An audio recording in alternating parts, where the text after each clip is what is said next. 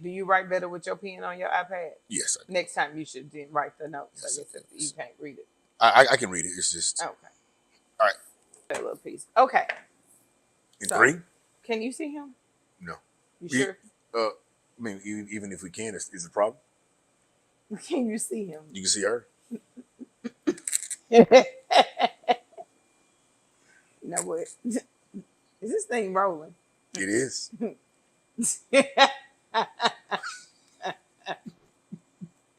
It No definitely way. I is. ain't about to do this with you. I asked Definitely you if is. you can see that Negro. Probably.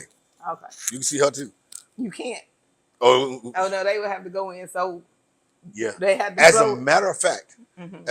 the first one we did, I've had 7. Yeah, I see my girl on there. I was like, bro, Chill out. sorry, This ain't about them. it ain't about them, but it is. Well, in a lot of ways, yeah. In 3, But we love them, so 2, it don't matter. 1.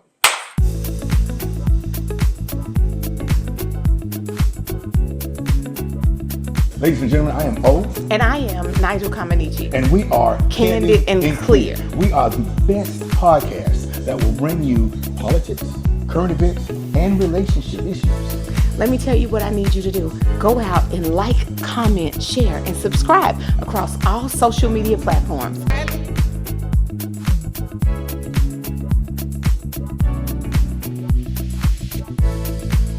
Yo, you know what time it is. You know what we're here to do. It's O, and it's the goddamn.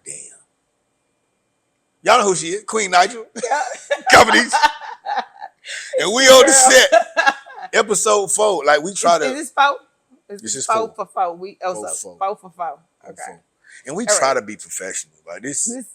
It's start over. Clap one more again or whatever, because it's Nigeal Comaneci and O, because O always go first. My mama But he want to hold the door for me. My mama So I used to want to say- go to first. I want to go first. can't dress your black ass up and take you nowhere. Nowhere. In So, 3, 2, oh, are we looking at the camera at each other? both. Oh, okay. Cause we talking to them All right. sometimes. Here we go. In 3, 2, 1. Yo, you know what time it is. You know what we're here to do. It is O, And Nigeal Comaneci. and we are candid and clear. Look, we got another banger today for episode 4. I'm on. I'm gonna pivot in my chair. Yeah. Inside. It's gonna be a little. It's gonna be a little tense. It may not be as much jokes today because we do have a serious issue going on in the community that we do need to address. But we're gonna try to keep it light, keep it fun like we always do. So We do. talk to me. We did some research. We did some research. So, guys, today we are talking about Nigeal Harris and Jarvis Butts. And many of you know it is the story of the 13-year-old girl who has been missing since January 9th of last year. Right. And it's going crazy on TikTok. The story's going crazy on TikTok because the judge just ruled that Jarvis Butts can stand trial for murder. And they have lumped other crimes in there, like abuse of a child and statutory rape. Yes. So, we're going to tackle that a little bit today and give you guys a bit of our thoughts and a bit of shock at what we're seeing and how this whole situation evolved into what it is right now. Right. Yeah. After catching up on it, seeing what was what, I have a litany of questions. I know you do. Oh. And I know who you have them for. Yeah. But first, can we say we send our sincere condolences to the family. Because this story is so sad, and it is what I believe the issue is, and one of the main issues is that everybody around her appears to have failed her. She didn't have the proper support anywhere. That is so nice. Because of who I am, what I do for a living, I'm gonna say this again. I hate bullies. I hate people who exploit people who can't really do for themselves. Right. 13 years old. But okay. So just to put it in context, if you haven't heard about it, you have been under a rock. Facts. If you have heard about it, I'm sure you have some feelings or comments on the story. We're talking about a 13-year-old who has been unearthed and been missing for a year, and she is presumed to be no longer with us. The issue is the person who is alleged to have been the murderer is also alleged to be the father of her unborn child. He is 44. She is, again, 13. Listening to the messages, she talks better than some grown women. And that is the truth. And it appears from all of the information that we have been able to amass that he is a serial targeter of single mothers with young daughters that he can abuse. He has previous convictions for abuse of an 8-year-old, abuse of a 4-year-old, which he gave a STD. And those charges over 20 years old. So first question is, why is this man walking around? The issue with that, aside from the law, again, we got to look at what kind of justice we want for this baby. You understand? I think we're putting too much pressure. I want y'all to stay with me for a moment. If you look at the situation, he was also intimate with the aunts as well. We're going to get there. All right. Wait a minute. Let's ask why he's walking around. He's walking around because the adults in the immediate environment were in on the foolishness. That's my take. I'm going to get my water right there. That's my take. And I apologize for jumping ahead. Again, we're talking about a 13-year-old girl. The way she speaks, the way she comes across, how she was coming across, she's only emulating what she sees in her environment. She's still extremely impressionable. This individual knew that, so he took advantage of her. He also took advantage of the adults in authority in the situation as well. Now, this is me talking. You really want to know what this baby is? No, I want to know, starting off, I want to ratchet it back, why he's still walking around. Let's break it down bit by bit so people can follow the story, because everybody, we can't assume everybody's heard all of this or has read as much as we have, right? Because we've ingested a lot of information. And guys, over this week, we've spent a couple of days going through news articles and reports and video footage and just listening to the court transcriptions and everything. So let's talk about, why is a man who has raped several children, abused several children, some being his own biological children, why is he walking around? Because we, as a community, have not put the pressure on the right people. There is no way this man can do all of those things by himself. There had to be an accomplice. There had to be someone in the know. There had to be somebody to support this foolishness. Okay. Now, again, because of who I am, this really, really bothered me when I learned about the text messages.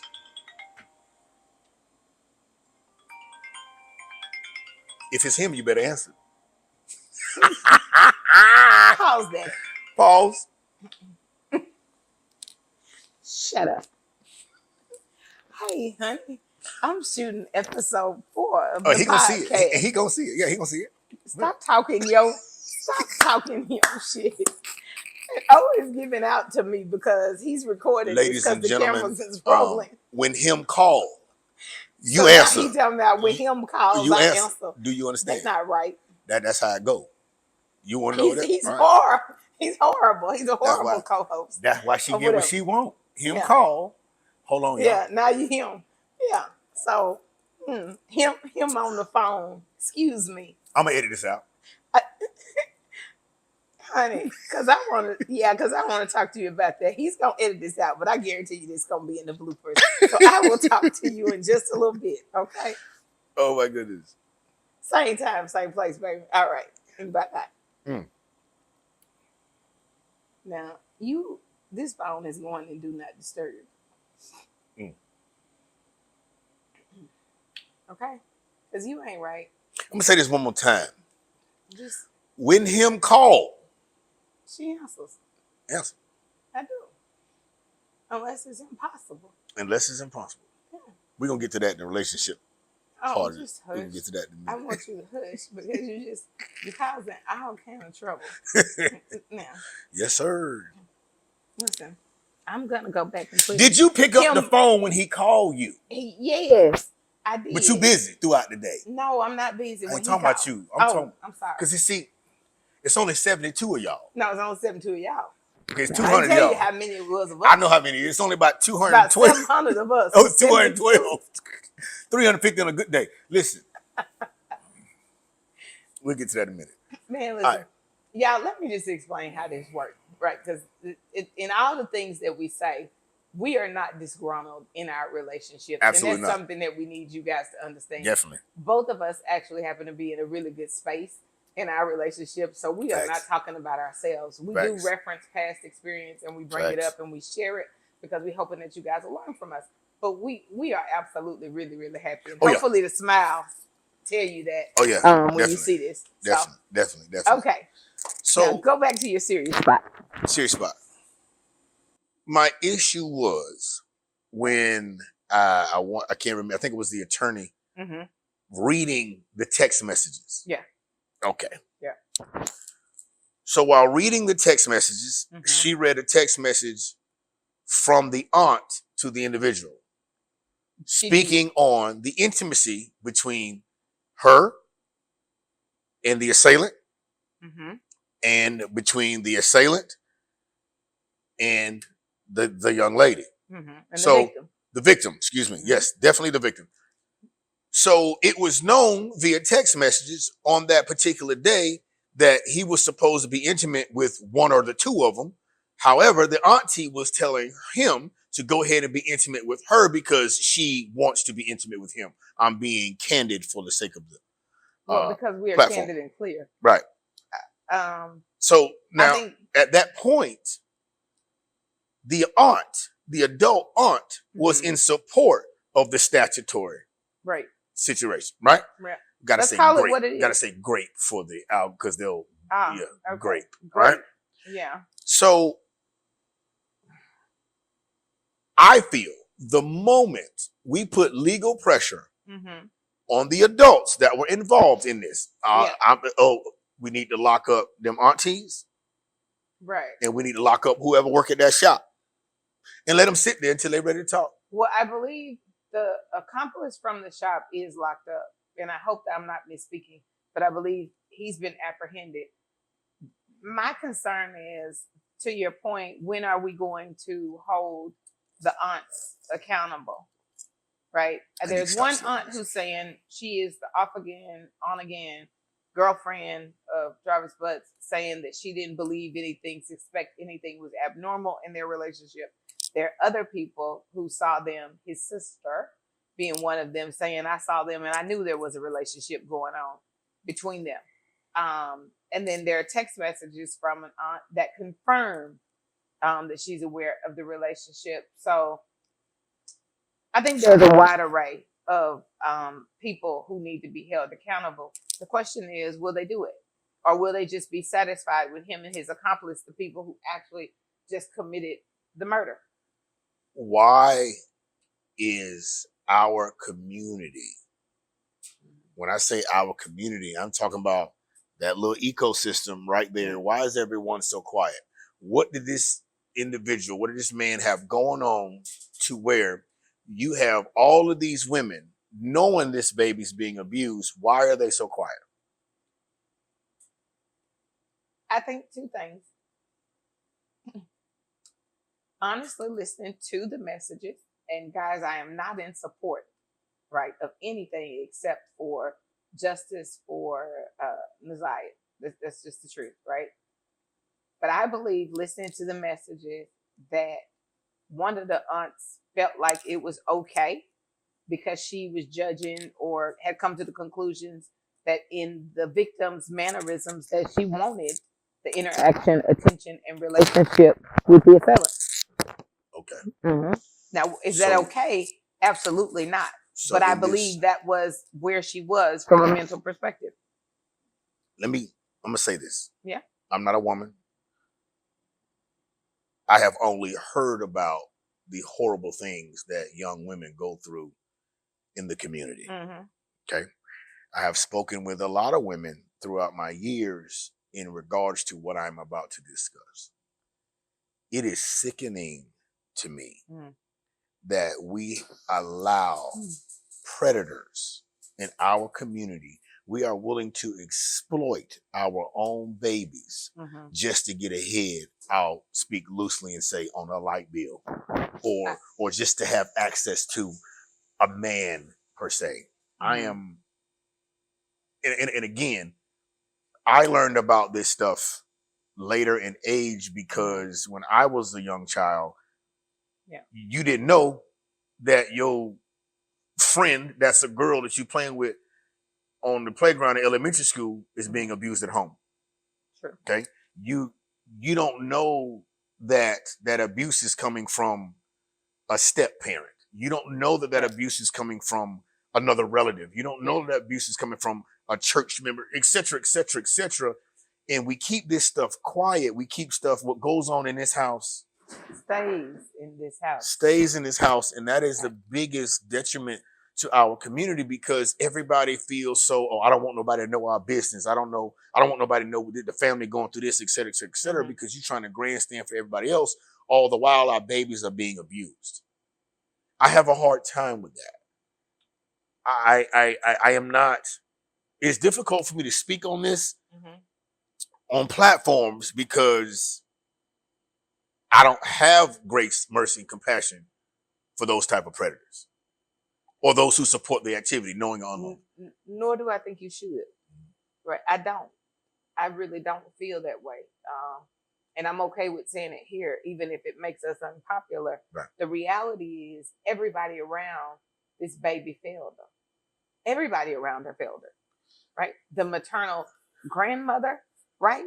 The aunties, the support system, the cousins, even the sister, when she saw him and thought they was in a relationship, his sister, what did you do?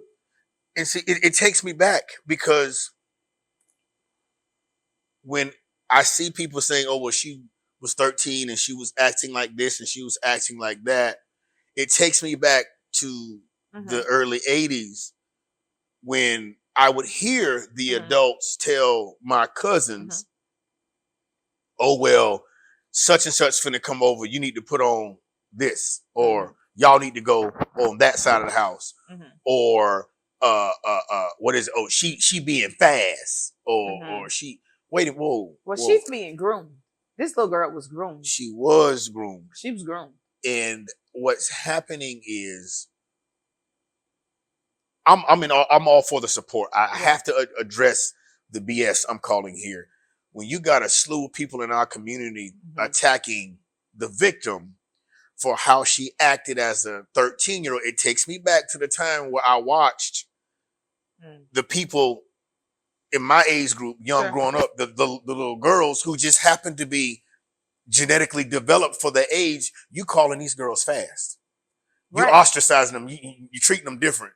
But when Uncle such and such, whom the family knows is a predator, when he come over, you got to be uncomfortable in your own house. Why is he coming over? Why does he come over? So I'm going to say this. And guys, I grew up incredibly Southern. My dad ran a business and had other men work for him. I want to say they did foundational work and construction work is what I would call it. For when you were going to construct a large commercial residence, right? And then some homes too, as well. So they all came over. They drove tractors. They drove dump trucks, this, that, and that, a lot of guys. But they never made it past the tree. Come on.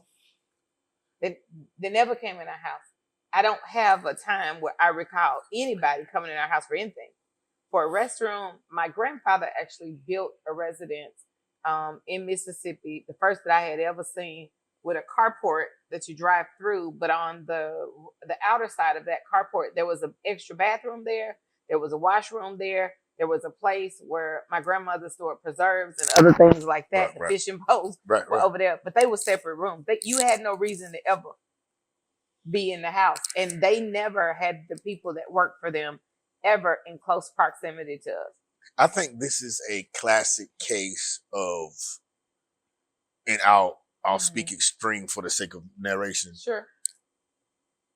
Uncle was able to be a predator because mama didn't want her son going to jail. You see? Okay, yeah. Stepdaddy didn't go to jail. It wasn't prosecuted because mama needed her bills paid. Right. Or she wanted the relationship. Or just wanted the relationship. Yeah. I'm going to ask this question one more time. How is this auntie knowingly intimate with him knowing, even putting it in text message, that he's intimate with this 13-year-old. Why is she walking the streets as well? That I can't answer. Because it would seem that she would be able to equally be charged for child abuse, right? It would appear, I would think. But I have a question. Who's pressing charges on this gentleman? I think we have to talk to the state. You got to talk to the state. Mama, dad, whoever the parental authority or the guardian of this missing young lady, why are you not pressing charges on all who were involved? Well, that would be the grandmother is her adopted overseer. So she would be pressing charges on her daughter. So it goes right back to what you say. Why did we allow familiar ties to get in the way of what we know is right, ethical behavior? And I think that's deep because the reality is it's an issue in our communities, not just ours. It's true. I've only lived in mine. So, yeah, I know we only lived in ours, but the reality is we see it. It transcends color and ethnicity all the time. In the type of cases we see, this makes no sense. A 4-year-old with an STD is diabolical. So guys. I'll ask this, and I want you all to really give me feedback. Is the preservation of the family worth the loss of one of the babies? I don't think so. I don't think so either. The only reason that I'll say that is because he's already ruined. He's not shown any signs of change. He's not even part of the family. Right. Yeah, we're not going to be able to rehabilitate. Ain't no rehab for that. We can't do that. He's a serial rapist and abuser of young children and girls. It has been said and well documented that he targeted single mothers to gain access to their daughters. This is who he is, right? And I don't like to say, oh, you can't change or any of that. That it seems cruel. But in this case, he's gone to prison. He's been convicted. He has not changed. I don't think it's coming. I don't think even if he goes this time that it will change him. So he's not shown that he's interested in changing or being any different. So we have to say he was beyond fixing. So why would we want to sacrifice Bunt, right? Sure. A young girl. Now, my fear in this is that we don't mess up the process. Yeah. Okay? Can't find a body. We know she's missing. Yeah. Excuse me. She's been missing for over a year now, right? Right. Okay. Yet we cannot prove that he committed the murder. Well, we it's clear you had something to do with it. Okay. I just don't want justice to be miscarried because we don't approach it right. Well, I think what you need to do is watch and see. We're still a long way from the judgment on that, right? Yeah. And there's a lot of evidence that points to he was the last person to have contact with her. That's that. The sister places him and her together at the shop late in the afternoon. She should have been at home after school, right? She's 3 hours late to get home or whatever at that point in time when the sister placed them at the shop. So we know that her glasses were recovered from the car that he borrowed from his other child's mother, would say she went somewhere with you, right? Because her belongings are in the car. We've recovered her clothing, which indicates a sign of struggle at where we believe a place you guys traveled before she left this earth, right? So I think there's a ton of things that lead them to say they can allege murder. You were researching drinking antifreeze. You were researching self-abortions. Why would you need to research how to give an abortion? Sir, you are not a medical professional. Because I lived through it. Yeah. Because I, like yourself, sat on the living room floor and I saw that white Bronco driving around LA, running from the police. We know what happened. I will not do this with you. We know what happened. We do, and the court's already told us. And thank you very much. Court is adjourned. And on that note right there, that white Bronco, we're going to move right on, drive it right to the next point in this conversation. Because here you go. See? I don't want that to happen. I do not either. But I do believe they're going through every precaution to set this up the right way. So let's watch. Let's give it a chance. I'm going to leave it alone. Yeah. But I want to see a day in my lifetime where little girls won't be afraid to address these assaults right then. I agree with you, but I want to see a day where parents are actively, right, parenting children and saying, I grew up with my mother saying, if anything happened over here, and it didn't matter what it was. It's not about somebody being sexually explicit. It's anything happened where you being when I dropped you off, tell me. Anything you're not comfortable with, tell me. Right. My mother was that person. She was involved. She wanted to know everything that happened. What did you eat? She went as far as to tell you, hey, I'm dropping you off. Don't eat over here. When I pick you up, I'll take you to get something to eat. If they ask you if you're hungry, tell them, no, we already ate. Right. So I grew up with a parent who was active and involved. And if she got the feeling that anything went wrong, mood was bad, you never going there anymore. And then she do this thing where she say, okay, well, maybe they can come over, but you won't go back over there. Right. Maybe.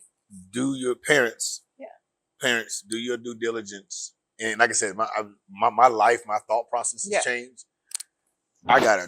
She about to be 3 years old, my grandbaby, and I have no understanding. I know you don't. I know you wouldn't. For foolishness. No, you wouldn't. So, and it's like I explained to my son, as a parent, life is going to take you out of spaces with your children, okay? Because you have to support the children. You got to work. You got to do all that. The best thing we can do as parents that are working, especially for my single mothers out there, I know it's difficult. I know it's hard. A lot of times work is going to take you away from your babies. Do your due diligence to develop the best relationship you can, because you may not be able to be up under them all the time, 24/7, which is that's just the world and the construct has changed. Yeah. Oh, and I hate to say this, we have grandmothers now who are not really grandmothers. They not at home. They in the club. They outside. They living their best life because they now feel like they've raised their children and they're free. And while that is true, and I'm certainly not knocking people who feel that way, they have done what they're supposed to do. It does leave a gap. We've left a gap, and we got to own that we're leaving a gap when we do that, when we're not an active, right, grandparent, when we don't pick up the weight where, oh, you got to work late. Okay, I'll go get them and I'll keep them for you. Oh, you need to work the weekend. I'll keep them. As opposed to having our babies dropped off, our grandbabies and kids dropped off somewhere else. Right. And you know, that's profound. You saying that, because you're right. The mindset of the grandparents have changed because just because of my environment, I watched my dad's attitude towards my sister when she had children, towards me when I had my son, and even towards my brother and his children. Although he's, my dad's getting older now, my brother's younger. But watching him literally tell me and my sisters, I will throw you away behind these babies. I'm not going to let you mess them up. Do you understand what I'm saying? Yeah. And I had that conversation with my son. I literally told my son the same thing my daddy told me. Everybody is expendable to me when it comes down to that baby and her well-being right there. Yeah. We got to do better with that. And I get it. I get it. Everybody ain't in the same place on their journey. Please, please, please. My daddy should say this. You might not like how I protect you, but they out there, they're not going to do it. They're going to exploit you. So again, my encouragement, my heart goes out. This bothers me. I think it bothers the entire community because we're trying to figure out how this happened. And the crazy thing is, I'm not hearing much of the little girl was fast. I'm hearing more of she was groomed. That girl talked, I don't know, better than some grown women. He talked the way he taught her to talk. Yes. She talked the way she was taught to speak. And the reality is, guys, he is sick. Excuse me, y'all. I'm like slurping this water. And it's like the third time I did it. I'm sorry. We're going to get you a bottle. I'm in, see, this it's water. And it's supposed, give me a minute, y'all. Go ahead. I'm going to get him a bottle, guys. I think one of the things you got to understand, is she was in love with her assailant. Right? Stockholm syndrome. Yes. She is 100% in love with him. And he ain't going to keep her because he's going to have another young girl that hasn't progressed and had children and have the responsibilities of being a woman. He's not. He's proven that he does it over and over and over again. Groom them, create them, get them to a certain point, and then he goes and finds another. Or he does it all around the same time. because according to the court documents, he had multiple girlfriends. He had multiple people he was talking to multiple single mothers, and probably messing with multiple of their daughters. I am not an advocate of street justice. Oh, okay. However, when there is a miscarriage of justice, according to our judicial system, the community, we got to do something. Why are these things happening in our communities, plural? And I'm gonna try to. Why are these things happening in our backyard? And see, I was trying to be nice. This shit, excuse me. This is happening in our homes. This is a family. It is. At the end of the day, a step parent came into the family and tore it down. Because the reality of it is, let's just say she's still alive somewhere. Let's just say. Yeah. How does she feel about her family? You know what? Let's not do that. What? Every woman who has been abused, listening to this podcast, how do you feel about your family that knew about it and didn't stand for justice for you? Didn't protect you. Didn't protect you. Yeah. Told you was going to be all right. Told you, well, all of us was. Oh, we'll get over it. Oh, we'll get over it. The other one that I've heard is the I don't understand why she just can't get over it. Right. All of us went through it. Yeah. I'll ask that question. I told you a story. I come from, like I say, Mississippi. So there's a bit of a different dynamic there. And I told you that my mom's mom had sisters, right? And she was considered really pretty. So, and to me, all of them are pretty, right? They're all very fair skinned, coal black hair. They have the Cherokee Indian features as opposed to the more Afrocentric features. So they all were just very pretty. But the ones that they thought were really, really pretty and the most likely to be targeted for abuse, they hid. And I told you that. And they didn't bring them out. And they hid them and they couldn't go out by themselves. And they had to have an entourage go with them if they were going out. The rest of them might say, okay, well, you could work the field, you could do this, that, and the other. The other ones, absolutely not. You going to school, you're going to be a nurse, you're going to be this, that, and the other, because we are going to hide you. Because we know what will come to you if we let you go out by yourself and without the proper protection of your brothers and your sisters or other family members. And it's crazy because it's what saved them, but it also created some other gaps that we've talked about. So it's just, this is all interesting. It's interesting dynamics in terms of family norms. What's the norm for this family? How do they handle abuse? Is it shame? Do we shame the victim? Right? Do we leave the victim and say, okay, well, I don't have to worry about that because she'll be fine? Because here's the thing, the aunt, I'm told and I've read that the aunt that had the 5 kids with him in the off again, on again relationship, he also started talking to her when she was very young. Okay. So you asking me to protect her, we're asking her to protect her from something that she went through and nobody protected her. You talking about both of them with groomed mentalities and a skewed interpretation of normal. Let me ask you a question. Sure. Slight pivot in ideology. I was being trained by a mentor. We were talking about, security stuff and law enforcement stuff. And he made a statement. He said, if you know a crime has happened and you don't report the crime and that individual committed crime is not prosecuted, every crime they commit thereafter is on your hands. So I have a question. Sure. And y'all correct me. This is a genuine question because I've asked myself this question over the years. It's probably the first time I've said it openly. If you are a victim of a crime, SA, we're talking about the assaults here. You're an assault victim. Okay. And you don't seek justice and you don't prosecute this individual and they go out and they commit the same assault on other people is there a measure? I'm sure there is, but do we say, and that's really hard to label, but it sounds really, really bad. It's almost as if there's a level of guilt for the first person that didn't whistleblow, if that makes sense. Yeah. So I can imagine the difficulty that people go through Sure. in families feeling that guilt, because how can we say, well, again, if someone comes and robs me, which is essentially what it is, Yeah. and I don't say anything, Right. I just deal with it, and they go out and rob someone else, is that robbery on someone else on me because I could have prevented it from happening to someone else? Because all I had to do was, I'm not gonna say all I had to do, No, because no. that's I I don't think want to say that. pause right there. I was a child myself when I was robbed. And I was groomed to believe this is the way I was supposed to feel.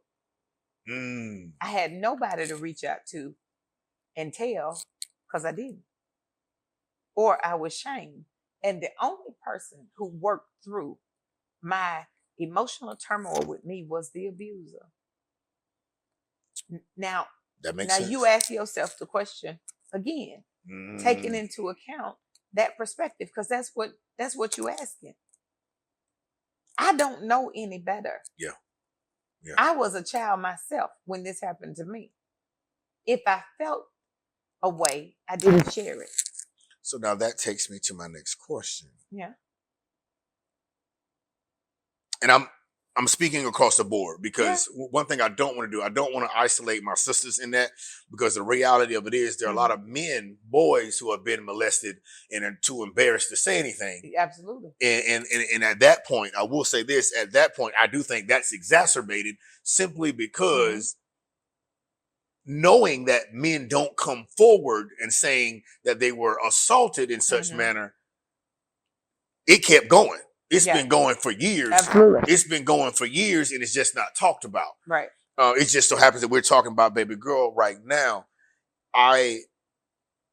So in that case, the aunt who has been through it, at what point, understand she was a child, at what point, even growing into adulthood where you have your own children, at what point do you say, hey, this is wrong, it stops here? She has 5 children with him. Oh, she's still tied into him. Now, hold on. I don't want to necessarily crucify her. No, the psychological turmoil is so deep. She's a victim. I don't have a roadmap to necessarily get her out of it. My mom is a licensed therapist, right? I don't do that work because I don't like that work. I've worked in psychological assessment and some other things, but the reality is I don't do that work because it's too heavy for me. And to relive it with you, no pun intended, across 30 weeks, 60 weeks, 780 days, I don't like that emotion, that level of emotional heavy. So I don't do that work. It's not my superpower. My mom, it's her superpower. But the question is, this lady right now today is still tied in to the abuser, right? And the assailant of her niece, because he was also her abuser, but he's also the father of her children. It's complex. It's not easy to get an answer to those questions. You cannot do them in what do you think the answer is? Doesn't matter what I think the answer is, because this right here, ladies and gentlemen, is deeper than rap. It's ridiculously deep. It goes all the way back. Look, I hope justice is served to the fullest extent of the law. At the same time, I am hoping the DA and these prosecuting attorneys doing what they're supposed to do. And I hope that someone in this family gets a strike of love for this missing baby and stands up and does the right things. Yeah. And that's pretty much all I'm doing there, because who want to cuss, holler, flip stuff over, go slap people? I'm your guy. You know what I mean? At the same time, everybody feels the emotional outrage in hearing this. And then in listening to the text messages between the two, they date back to September 2022 with him sending her explicit messages. So she's been missing for a year, since 2024, right? She's been missing since January 9th, 2024. And she was 13 then, yes? She was 13 then, yes. So you was doing this when you was 12. He, according to the transcripts, they believe he started to abuse her when she was 10 or 11. So if you listen to the text, ladies and gentlemen, when a 13-year-old is saying to a 44-year-old, I'm not excited, I have to share you. She's in a relationship in her mind. No matter how sick it is. I'm not excited I have to share you with my auntie. Right. Okay. So you gotta understand, you gotta delve into that dynamic. This little baby looking at some of the stuff that she posted on her social media. Oh, she was thinking she was gonna be his wife. Now me and you both know he's gonna have no wife. He's a serial abuser. Your time is almost up because you're about to get to the age where he transitioned and found another victim. Yeah, because you're almost too old. You're almost too old. You've aged yourself out. Yeah. This is like I really, my heart goes out. Yeah. I really hope that we seek proper justice for this young lady. Absolutely, and that the system would encourage children, right, who have been either approached or exploited to come out and find a place where they can share, even if it's not within their family, even if it's in the broader community, right? We've got to create a safe place for little boys, little girls, for all victims to come out and say, hey, that's me too. When are we going to create a safe space for victims to choose to no longer be victims? It's a great question. And I know that sounds a little strange. You don't choose to be a victim initially. You choose to stop being a victim after you've become a victim. I think if you know, because I think too, we're talking about the psyche of a 13-year-old. The baby doesn't know she's a victim. See, nobody loved her. Nobody supported her. In her mind, this is love. And it's the only point of reference that she has for that love, for said love, if you will. She doesn't know that this is so wrong on so many levels. She has no idea that she has been assaulted. If she did, when it first happened, she was talked out of those feelings and talked into these. And she has lived here for now a period of what the courts are saying is 36 months. You are not going to walk in and tell her she's a victim, because she will look at you and tell you he loves her. And then nobody else does. Not the aunt, not the grandmother, not the other aunt, not nobody. She don't have no other point of reference for this love. And she got all these feelings. And now we got another life growing inside of us. Oh, come on. And it was the second time. Yeah. We can't go out here and say, oh, when are you going to choose not to be a victim? Baby, she don't know she's not a victim. She's asking the man on text to bring her feminine products. The people in her house not even providing for her basic needs. The Maslow's hierarchy. It's being left to the abuser. No. Yeah, this if you'd have told her, she was sitting on that couch, that he abused her, she fought you tooth and nail and told you no. I don't think there is a punishment big enough for people like that. I don't either. I don't believe any of the suggested amount of time. Now, I don't think life in prison is enough. I don't think 20 years is enough for child abuse. Absolutely not. They should never walk out of the prison ever. The incoming administration is looking at the death penalty. And that's a great place to start. I'm in support of that 100%. Take care of your babies. Please. Take care. When I say your babies, I'm talking about take care of those who are around you who cannot take care of themselves. I think it's a community issue. I think teachers need to look at the students, make sure they behaving and they're normal. It's a community issue. You see these major shifts in the way people present and show up every day. Ask some questions. Do you need me to listen? Guys, I have friends and homegirls and we cool. And my first thing, if they've experienced any kind of trauma, is to say, hey, you just need me to listen. Do you need an ear? Because it starts there with you being an ear, not preaching your advice, not giving guidance. Just, hey, do you need me to listen? Do you need me to let you cry? Is that what you need? If you need that, I'll be that person for you. And we've got to create a space like that for these children, for these victims. I agree. Yeah. Let's take care of them babies, y'all. Let's do it. In the spirit of what we're talking about, right? Let's do it. The Instagram post says y'all out here playing with real ones like it ain't a drought on loyalty. Wait, let's see, let's get this because all right, we talk about relationships a lot. We talk about dynamics, and when you and I have conversations on here, we talk about our current state of happiness, where we are now, where we come from, et cetera, et cetera, et cetera, and understanding that we have not laid out the core dynamics of our individual relationships with our partners, right? Yeah. So, but you made a statement, and you were pretty much asking the weight of the difference of dynamics. Ask that question one more time, and because I think that's a big topic. So, I think in the snippet that got a lot of interaction because you were saying you get to come home and everything's done for you, right? Why aren't you able to? Men are not able to say, "Oh my God, I'm tired. Oh my God, I can't. Oh, I just want to," whatever it is that women say, right? Give me another day. Let's do this another day, right? The reality is that all relationship dynamics are not created equal. Facts. O is very accomplished. He's aged a little bit. He's figured out his rhythm in this life. So he's able to be a provider, but then also be a helpmeet. That is not the state of all relationships. There are some women who are working just like their partners, just as hard as though, and then come home and still have to work when they get home, right? So the question is, what is it that's more prioritized for you in a relationship? And this is a question to the ladies and to the men, because I think, there's an argument that both could answer. Is it provision, a man that's a provider, or a spouse that's a provider, or is it emotional connection? Depending on what your answer is to that question, it'll shape how you feel about the clips that you've been seeing.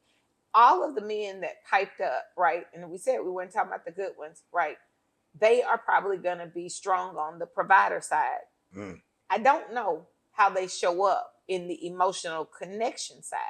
And I'll say this, and I'll give you the floor. My dad was a wonderful provider. Pops did his thing. Yeah. He did his thing, or whatever. He did that, and it was very important to him to do that. The emotional connection side, I didn't see that, right?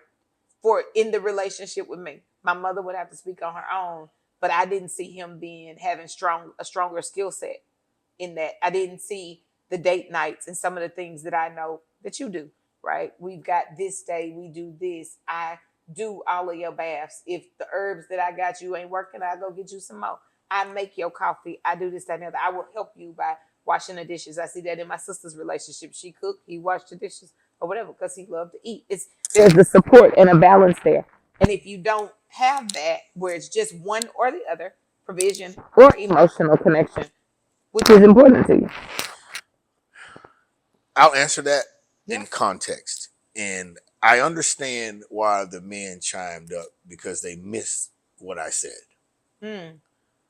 This is what I said in context. I'll break it all the way down, slow it down, elementary level. Okay. If we're both working, okay, and I'll make it so simple. Let's just say we're talking about sex, right? Yeah. Okay. You both work. Okay. Yeah. Sir, if you're in a space to make things easier at home by the time she gets off work, do it. That is going to help the emotional connection. Sure. All right. So I'll say it this way.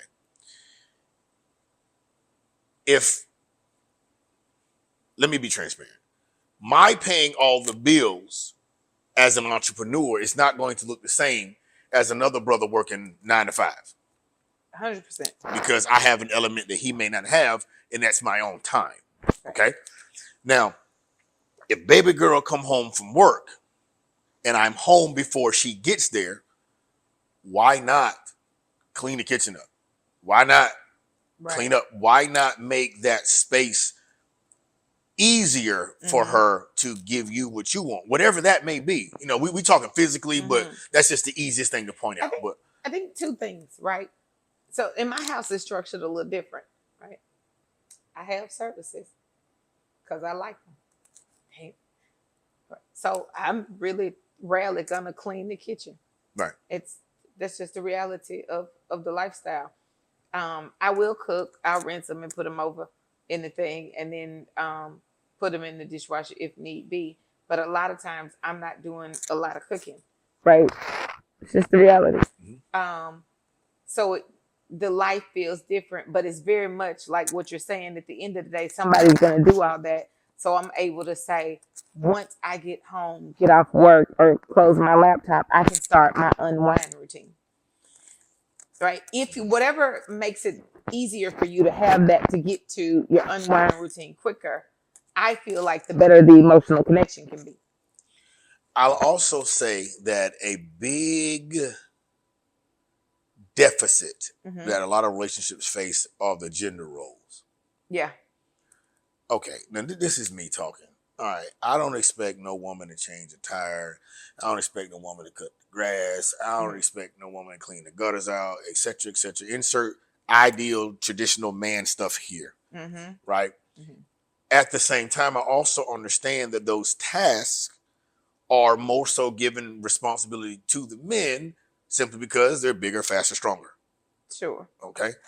With that being said, this is my mind because of how I was raised. Because I'm bigger, stronger, faster, why wouldn't I be able to assist where it's needed? Okay.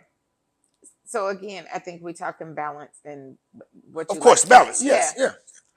I really just say this conceptually. It doesn't matter what you're doing so long as you're balancing between y'all, right? I know for a fact my sissy washes the clothes. He sort the clothes. Okay. She put the receipts in the spreadsheet. He sort them or whatever. They have it balanced. She cooked. He washed dishes. I think that's the word. That's the key word. It's got to be a balance there. And I think just reading the comments. Again, when y'all see us on here going back and forth, we having fun. We talking crazy. We are. But when we look in the comments, we see your heart. We do.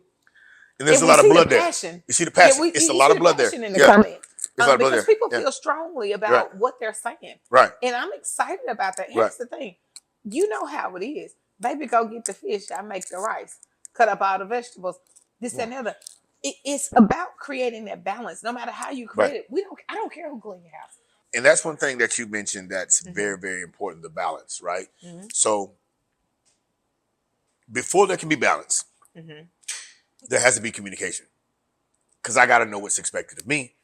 You got to know what's expected of you. And I think we're getting into these relationships with an idea that, well, this person should just know how to, they know how to deal with who they've been dealing with prior to you.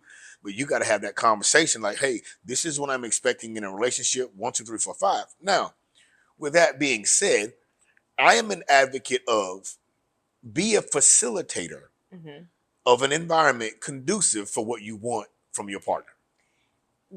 Okay. And that's the thing. Guys, it comes in all different shapes and sizes. Yes, you need communication.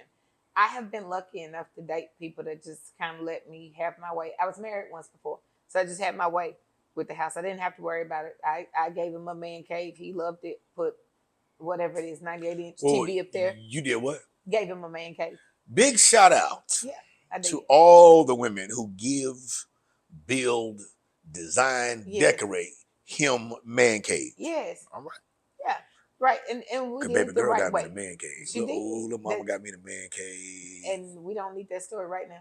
My Lord. I think the thing is that you got to recognize what everybody needs, right? I need an office that has books and a library. You need a man cave, right? You need surround sound. You need speakers. You want to watch either two TVs at one time, right? This, that, and the other, because you need to watch whatever this game is right here and this one over there. And I want to create whatever it is that you want. Because like I told you before, guys, if I'm in a relationship, I'm with whatever you with. It's about your happiness to me.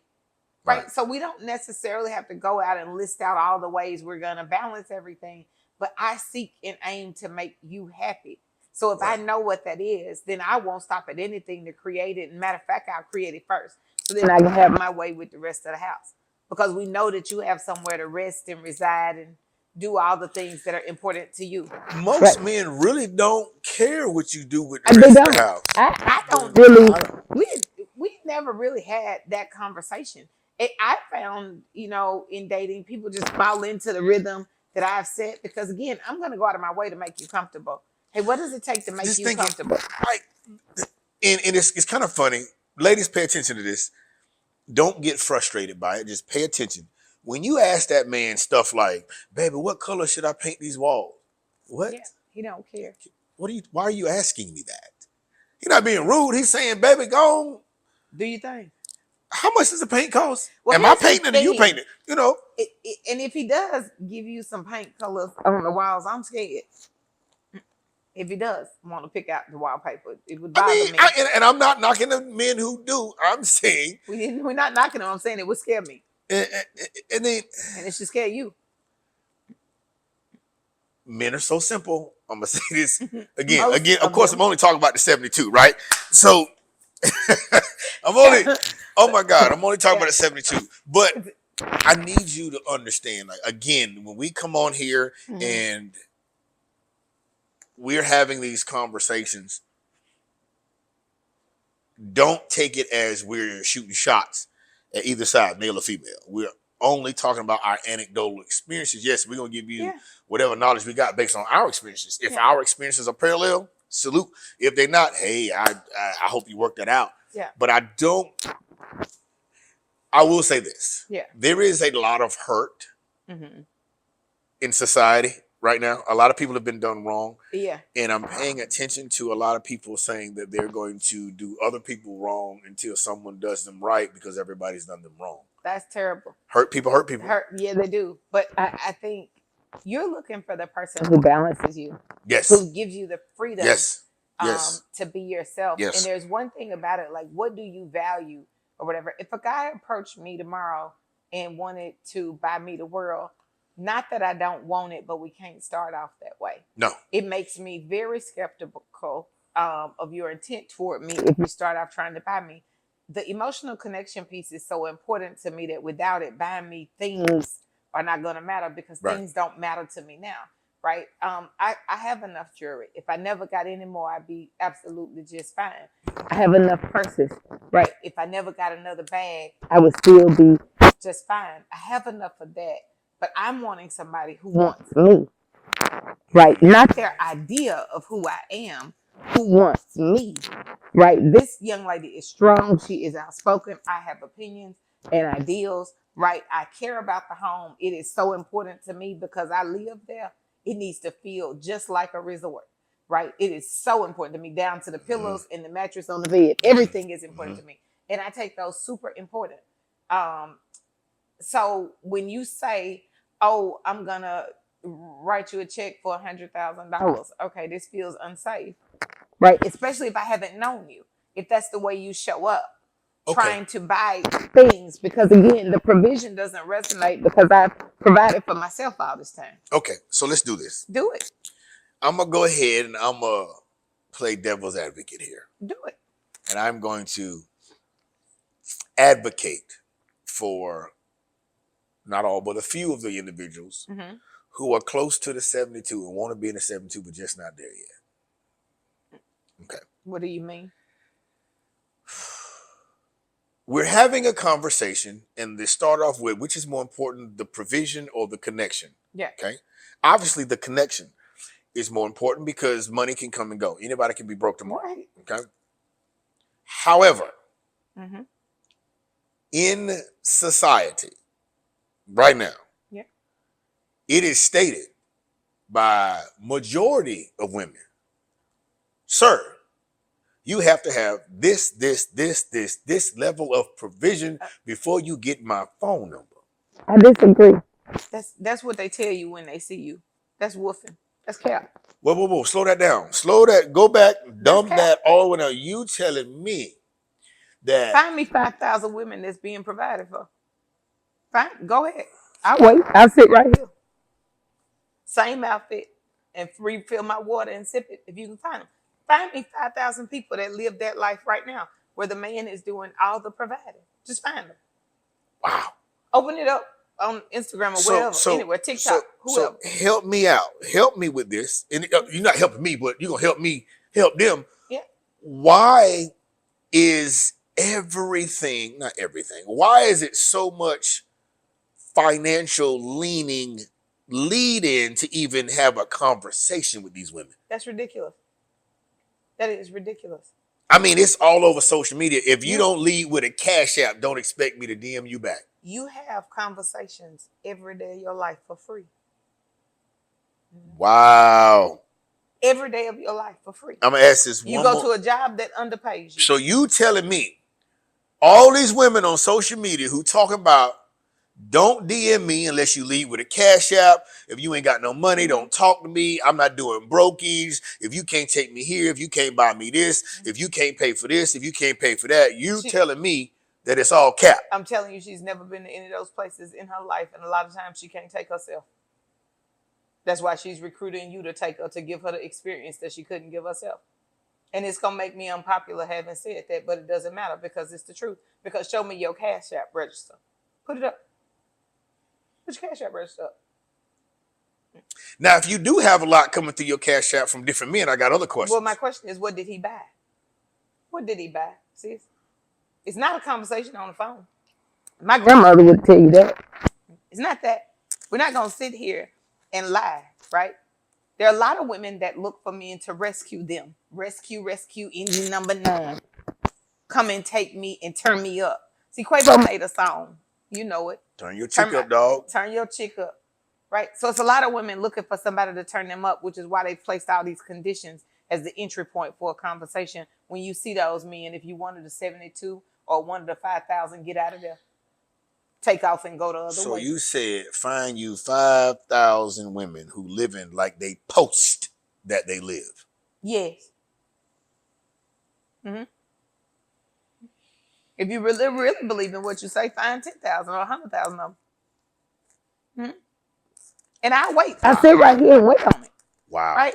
Because society is saying he ought to be able to take care of you. Every man out there does not play in the NFL, does not play in the NBA. And in some of those relationships, the man provides a lifestyle for them, but the life ain't really all that you see on Instagram. And if you saw it up close, you might not want it. You might give it back. And we've seen a lot of those stories. So let me just help you. Walking around coveting something that you see in optic form only, in still frame pictures only. Snapshot time. Snapshot. Yeah. There's nothing that you can do with a snapshot except look at it. Wow. It is a picture of a moment in time. It is not representative of the full experience. Please do not confuse it with such. You got to have this and you got to have that. But what you have, baby. But your baby daddy didn't. But I'm gonna just say this, but what do you have? But do you have all of that? Because see, if you have all of that, then we can merge our tables and really create something. But if I'm just bringing that from my table and gifting it to you, well, now I have decreased my position. Why, as a man, would I want to do that? But again, these are very intelligent questions. Right? A lot of people ain't gonna like them. I'm at a loss for words. I don't know what y'all want from me. I asked her what you told me to ask her. So yeah. See, I like a man who has a table because I also have my own. Now we're gonna merge them together. And we're gonna create something unique to us. I heard a man say, and I haven't heard it in this current generation. Mm-hmm.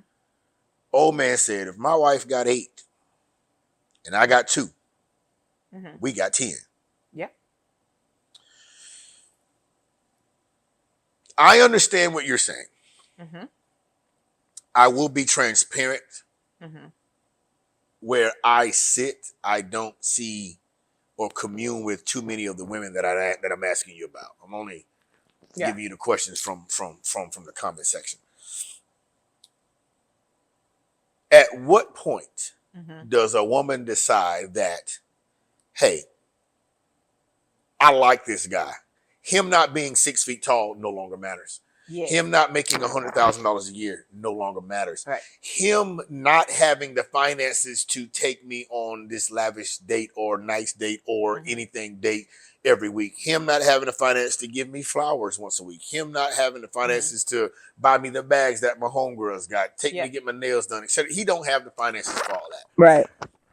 At what point? Because here's the problem. I'm gonna be fair. A lot of y'all might be upset with me, but I took some time a couple of days ago, and I purposely scrolled social media after our last talk. Yeah. The same women who were saying, you gotta have this, you gotta have that. I ain't doing this, I ain't doing that. 1, 2, 3, 5. Literally today, this morning, we're posting, hey, all the single people, what y'all doing for February 14th?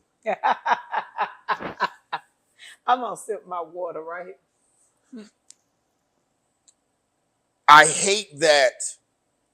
I'm talking to the sisters now. I hate that your past anecdotal experiences have led you to the rhetoric that's being spewed right now. Okay? I understand we made some bad choices in the past with the wrong people in the past, and we dealt with what we dealt with. Do not, under any circumstances, shortchange yourself, because guess what? That money you got, be gone tomorrow. That wig gonna fall apart, them nails gonna fall off, that makeup gonna crust, but this thing called love, peace, and happiness, you can't buy that, baby. Well, I promise you. that's the thing. Do you even know what real happiness is? A lot of people. Or do you see it as financial provision? Right. Go to the comment section. A lot of them don't even believe it exists. But here's the thing. I have a lot of things. Oh knows this. Or whatever. But none of them really make me happy. Yeah, the purse matches my outfit. The shoes look great while they on. They give good optics in pictures and all that. But they don't have anything to do with why I'm happy. Right? And that's the thing. If that makes you happy, then something is wrong with your heart, or you don't have one. King Solomon taught that in Ecclesiastes. He said, I done had everything, but I realized that I didn't have nothing if I didn't have love. Right. And I think that's the big picture. A lot of people are covering up or trying to fill the hole, the void of not having that love and companionship for money. Well, with money. There you go. He buy me this and he buy me that. He buy me this, he buy me that. But those intimate moments when y'all laid up on each other in front of the fireplace, just he not laying up with you, sis. Let me just say this.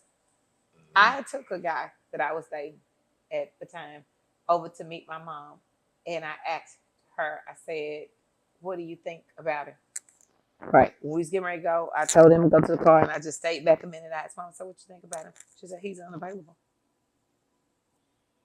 I said, ma'am, I asked you what you thought about him. She said, it doesn't matter because he's unavailable. So the question is, he throwing money though. Yeah, he did. Yeah, he did. Was the biggest cheater. I had a guy that I was dating, and was sending flowers 2 times a week, twice a week, and they were all beautiful. I love them. I got pictures of the flower arrangements in my phone. They were so beautiful, baby. But he had a baby, had another girlfriend, and right now he got a wife, right, and girlfriend and whatever else come with that, right? But he wasn't loyal.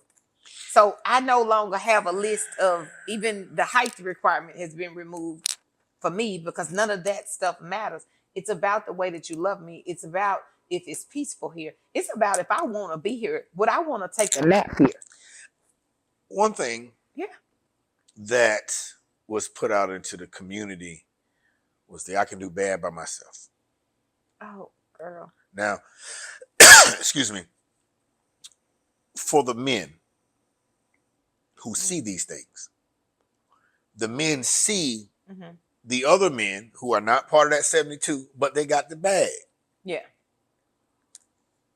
They appearingly have the experiences with these women. The women are overlooking, and we got to talk about that too. The women are overlooking them. Sure. For the guy with the bag. The problem is the squeakiest wheel gets the oil, right? Yes. All of these women who are on this foolishness are making the most noise. Right. Making the men and the general populace feel like, oh, I got to have this, I got to have that, I got to have this, I got to have that. And I'll pivot there. That there's a post I sent you. I think I want to read it. Go ahead on and read it. I'm going to read it because... Just do a letter. Guys, if you guys have letters, send them in. Oh my or God. interesting stories, send them in. Oh my God. While you find that, I want to say this, right? Yes. There was a guy that you knew that tried to reach out to me, right? Uh-huh. So I joked and said, all right, I'm trying to see if you're serious. Send me a Cash App right now. Uh-huh. And so he did. And so I said, all right, you serious, right? And it wasn't a lot, guys. It wasn't like that. So, all right, you serious. Schedule a date, right? Never scheduled a date, right? Mm-hmm. See him out. He's nice. I'm nice when I see him out. He always talks about, oh, we need to do more of that. We need to talk more. We need to do this, that, and the other. Never schedule a date. He's not serious. I joked with the Cash App or whatever to see his seriousness. He's more than happy to do nice things for me, but not give time. And for me, I'm a time person, which means we don't need a date anyway, because I know what my love language is. The other thing is I got babies, so it's no big deal, but it's just interesting to watch the mechanics, because some men lead with financial intent and security, because it covers up the fact that they're not going to give you the pieces that you need that are emotional, right? And you need to understand that, ladies. If you see a guy willing to give finance and not emotion, and you know you're an emotional type person, he's not your guy. Get rid of the stuff about height, looks, and all this other stuff, and really get to the core of who he is as a person. Does it matter? Does it mesh? Who he is as a person, does it mesh with who you are? Because if you can't mesh the people, you wasting your time. You told me to find 5,000 women that got a man that's providing on the level. 5,000 women who don't have to pay any bills. Yes. All right. And are happy. And are happy. And are happy. Okay. So here's the post. Let's read it. This young lady says that black guys that were nerds in high school and got rejected by women for drug dealers, older men, etc., need to get over it and date them now. They were the victims and they preyed on us.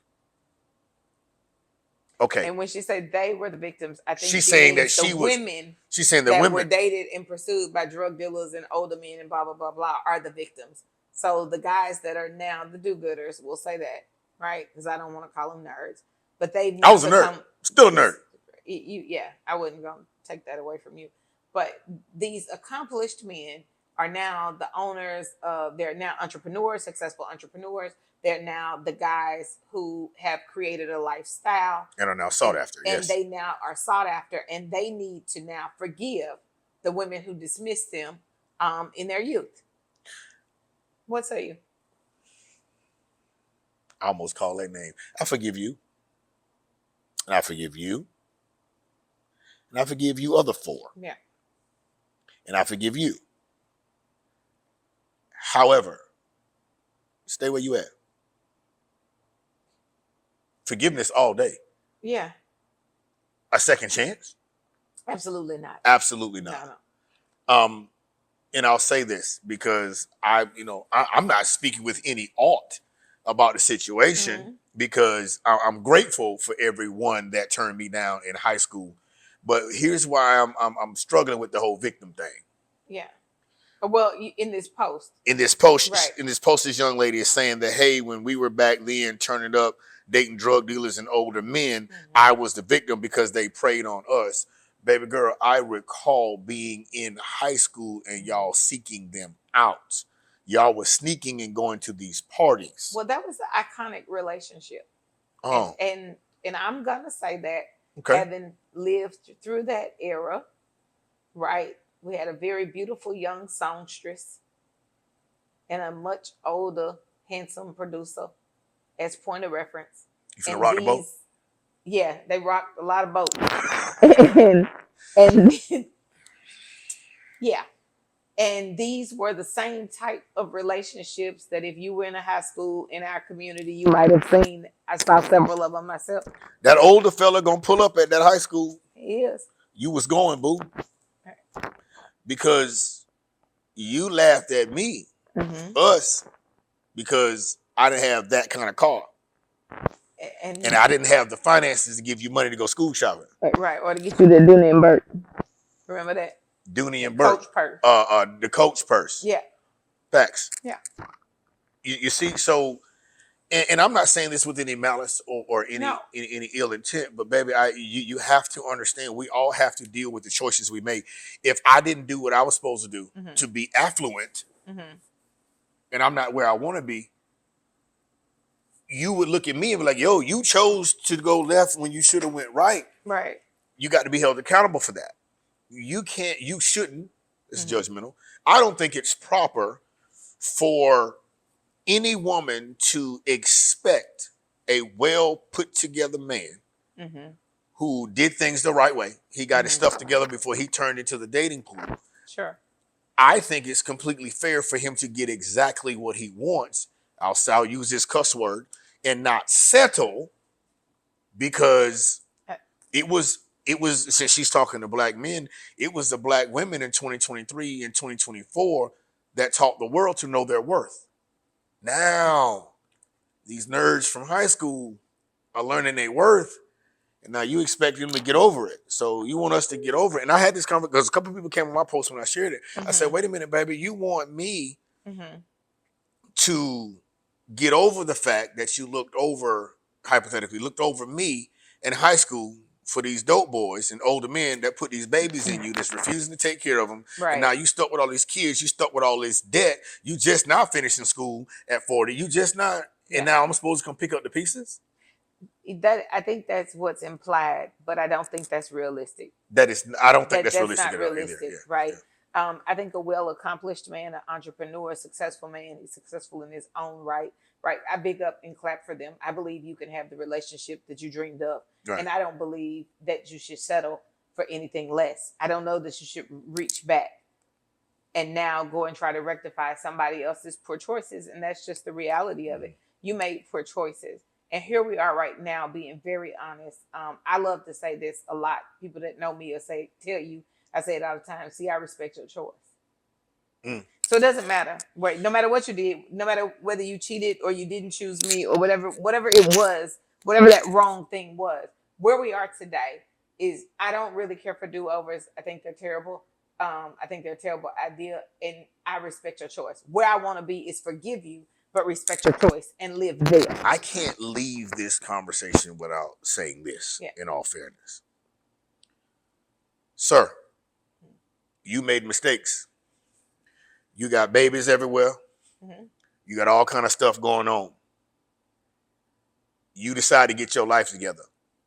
That woman has just as much right to tell you that she don't want to date a man with kids, just like you do. I need you to understand that. You are not above reproach just because you're a man, if that makes sense, and just because you got a couple dollars. Because, hey, if that lady decides that she wants a man to build with, right? Right. She may not have children or what have you. She may have a great situation going on and you like that. Or you change your life. You ain't in that no more. You ain't doing that no more. You got 3, 4, 5, 50, 11 kids. Yeah. Now you trying to turn your life around and she look at you like, no, 10, sir, like no, we're not doing that. Mm-hmm. And I think we putting a little bit too much pressure on the women because we're not presenting that which we claim. I agree. I don't think, but to be fair, I don't think anybody has to settle, but I do think you have to be patient. See, you don't have to settle, but you have to be patient. Help me out with that. Yeah. Are you saying that settling is being humble enough to understand what's realistic with where I am in life and my options? No, I'm saying if a guy goes back and gets the girl on said post, he would be settling. I'm saying he should be patient and pursue what person he wants, who's in alignment with what he believes his ideal relationship is and who has the qualities, right, and the lifestyle that match where he'd like to mesh. You should wait on a quality pairing. I believe that. I believe anything outside of that is settling. And when you do that, there are a lot of intricacies that come with that. When we talk about the individual with the 10 children, this, that, and the other, right? How do you co-parent with 4, 5, 6 baby mamas? See, now I have to deal with the stress of 6 baby mamas. right? And not only just the children, because people talk about the children, but you forget that there are these other relationships, right, with the mothers of his children, right? And you've got to deal with them not as a collective, because they don't all get together and get in the fraternity. They do not. They fight amongst themselves. They do all kinds of stuff. So you've got to deal with them individually. That's a lot of extra stress. And if I'm accomplished and I'm a woman who knew how not to have 10 children, 5 children, 3 children, why can't with you? Different, right, with different fathers, why can't you? So let me ask you this, and we'll close this section. Yeah.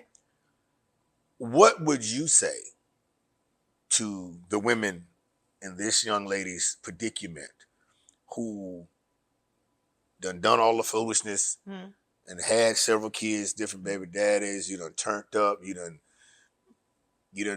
been through your whole phase, you done ran your numbers up, ran your debt up. What would you say to them? What do you say to the sisters who are in that predicament, who, you know what? I made bad decisions in life and I need to do better. I need to try to get this kind of man. I'm changing my ways. However, here's the package. Yeah, but wait, work on yourself. There's no package to present. You destroyed it, love. Your decisions destroyed the package. So now work on yourself. Okay. See, you tried for all those years to attract what you wanted and you didn't. So now you want us. My mom always does this thing where she does ing. I'm going. So you haven't gone. I'm healing. So you haven't healed. You're fixing. You're in the ing phase of whatever it is that you're doing. You're fixing yourself. You're not fixed. So you're not yet ready for what you seek. So continue in the ing space, working, going, healing, fixing, whatever ing it is, go ahead on and do that. And when you're ready, attract what it is that you seek. I'm ready for love because I've gone without it. I want that companionship, but because my mind is messed up, I need to sit and work on me. So, and that's a question. And I think this is something we can get into, because sit with yourself. What's realistic? So after she sat, and here's my question, right? So after she sat with herself, after she got her mind right, and she looked back and she say, I still got however many tens of thousands of dollars of debt. I got 3 kids, 3 different baby daddies. What does she do? Continue fixing herself. You done had a lifetime of fun. I guess my question is, you said 3 baby daddies, all this debt. You done had a lifetime of fun. You done lived the whole life. So I guess my question is, what does that look like? What does fix yourself look like at that point for a woman? I don't know. Well, whether it's a woman or a man, it doesn't matter. The reality is, fix your debt. Okay. Make sure that you can manage your responsibilities. Get your kids to a place where they're ready to go off and do life by themselves, because you can't make somebody come in and want to parent with you. And it's unfair to say, oh, well, I got these kids and you supposed to help me out. They're your responsibility and their father's responsibility. Nobody is dedicated to helping you out. And you know that. Fix yourself so you can attract the relationship. I shouldn't go into a relationship bringing $100,000 worth of debt. You just got popular yesterday. You finna be unpopular for a minute. I don't care. It's the reality. Oh, I had to fix myself. Why am I attracting people like this when I say I want You that? supposed to tell these women that regardless of decisions they made in life, somebody gonna come rescue them and they deserve it. That would be like giving every player on the football team a trophy. I'm not. I have one trophy. It's for the MVP. Work on yourself and make yourself the MVP. It's solid advice and guidance. Get yourself so you cannot go out and say, oh, I'm fixed, and then choose what you just left. Because that's what has happened. That's the system that you have replicated. That's the cycle you've replicated across the last 10, 20 years of your life. Stop. What is wrong with just stopping? Now you answer that. Why can't you just stop and sit with yourself? Because the reality is you don't even like yourself. But you want him to like you. But you want somebody else to like you.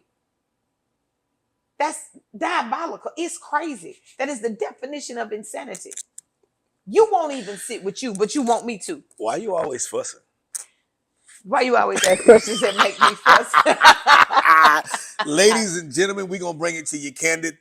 And it's clear. going to be clear. Goddamn. Like, look, man, we got to do better. I know this podcast had a different type of energy to it. Oh, wow. We got stuff to deal with in the community. We gonna bring it to you. And so far as the TikTok ban, they're gonna go and get an extension. Dog Don Jacquees finna help y'all out right quick with the TikTok. Elon might go and buy it. Elon might go and buy it so y'all can say what y'all want to say on there, just like y'all do on X. Y'all do on X.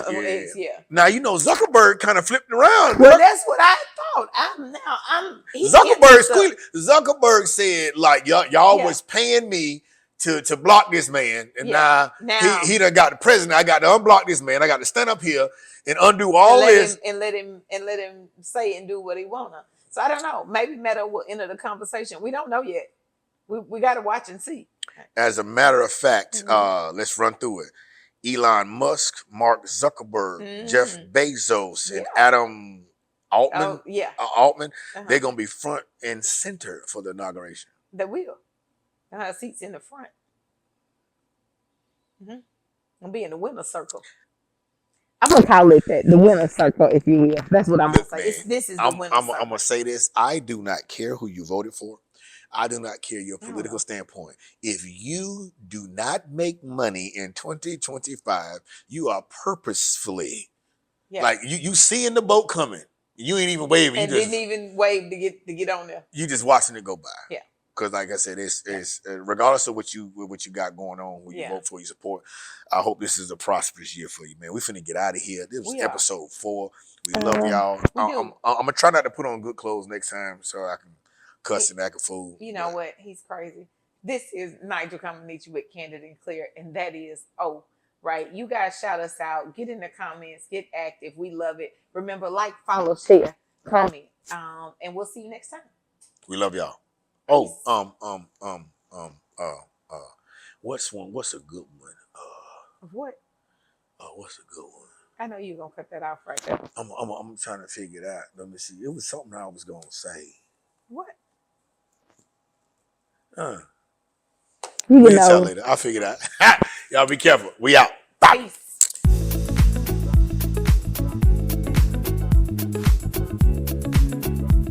Ladies and gentlemen, I am O. And I am Nigeal Comaneci. And we are Candid and Clear. We are the best podcast that will bring you politics, current events, and relationship issues. Let me tell you what I need you to do. Go out and like, comment, share, and subscribe across all social media platforms. And like, comment, share, subscribe.